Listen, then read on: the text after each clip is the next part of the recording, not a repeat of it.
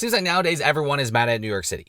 Park Slope residents are outraged over possibility new migrant shelter being opened up in the area. They're not happy at all. Harlem, same thing. They're super mad that they even tried to turn one of their empty condo buildings into a migrant shelter when they wouldn't even turn anything into affordable housing over there.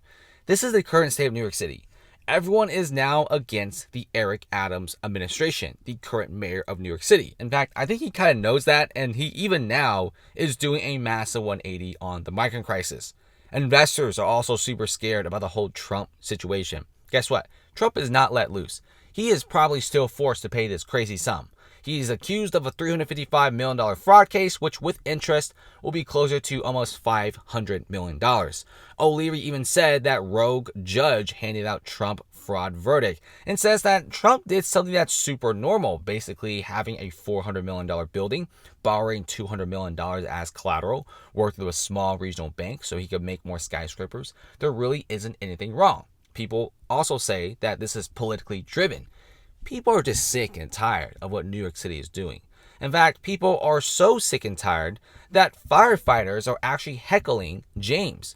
Letitia James, which is the New York district attorney, right? They're all really mad about this situation. They don't want to deal with this. Many of the firefighters at the ceremony are really feeling disconnected from the current administration.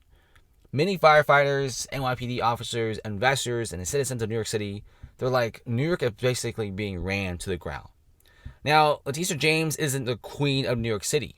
Firefighters and just everyday citizens have the First Amendment. These men were not in uniform, they're not violent or disruptive, and they have every right to express themselves to an elected official. Because guess what, right? James is now trying to hunt down firefighters who heckled her in the crowd. Dude, this is wild. This is something that should not be happening in America, but it is happening in New York City. Not even Bill de Blasio went after NYPD officers who turned their backs on him in protest during his speech. This is no different, right? This is what it is now, and I guess firefighters are going to be hunted down, arrested, and basically forced to do re-education. And the trucker boycott is still going as well, with truckers Jake saying that the NYC boycott is still going on. It hasn't failed yet. And there's already a lot of truckers refusing loads in New York City.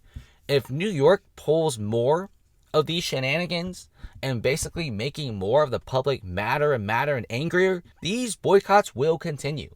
And I wouldn't even be surprised if there's boycotts coming out from other truckers because of what's happening to the firefighters. Firefighters are going to be the backbone of any city. They're very important. And I don't think hunting them down is a good sign at all of a healthy, good city.